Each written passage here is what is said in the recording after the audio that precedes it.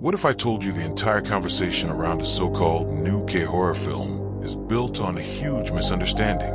If you've been online, you might have seen some buzz positioning My Chilling Roommate as a top contender for the scariest movie of 2025. Here's the thing, though. The movie isn't from 2025.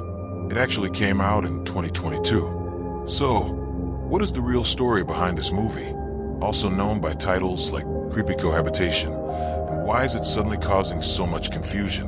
Today, we're not just reviewing a film, we're kind of investigating a weird internet phenomenon. To figure out if My Chilling Roommate is a hidden horror gem, we need to look at three things: its very unique amnesiac ghost, its surprising mix of genres, and where it really belongs in the massive world of Korean horror. The most brilliant thing about My Chilling Roommate is its ghost, Ji-chan. He's not like the vengeful spirits or demonic forces you usually see in K-horror. Ji-chan has amnesia. He doesn't even know he's dead, let alone why he's haunting our main character, Se-ri.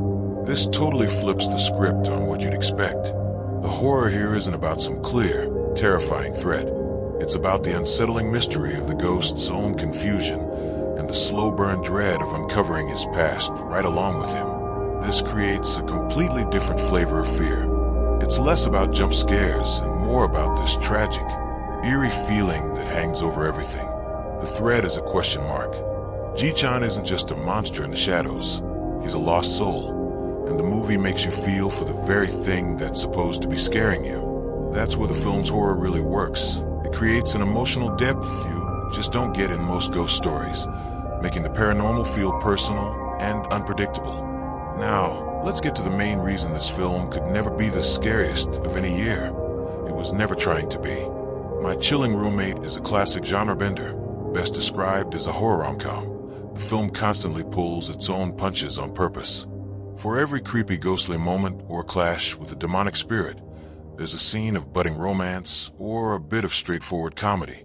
The whole plot is about Se-ri and the ghost Ji-chan becoming roommates and slowly falling for each other while they solve the mystery of his death. That romantic core actively fights against any real, lasting terror. Some viewers have pointed out that this focus on romance and melodrama can create some serious tonal whiplash, distracting from the scares. While there are real horror scenes, they're there to serve the supernatural love story, not the other way around. It's a movie that wants to warm your heart just as much as it wants to chill your spine. And in the world of pure horror, that's an automatic disqualification. So where does that put it in the K-Horror Hall of Fame? When you stack My Chilling Roommate up against the titans of the genre, films that are all about psychological damage and an atmosphere of pure dread, it's obvious it's playing a different sport.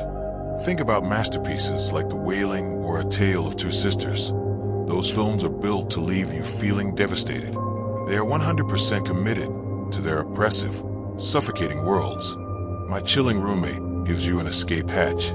Its scary moments land well, but they often feel like horror islands in a much bigger, more sentimental story. The film isn't trying to put you through the ringer psychologically. It's telling a story about grief, connection, and memory, and just happens to use ghosts to do it. That isn't a weakness of the film, but it's a huge difference in its goals. It goes for emotional complexity instead of pure, unfiltered fear, which makes it feel much more like a supernatural romance than a true horror film. So, even though it's not the scariest movie of 2025, it does bring up a good question.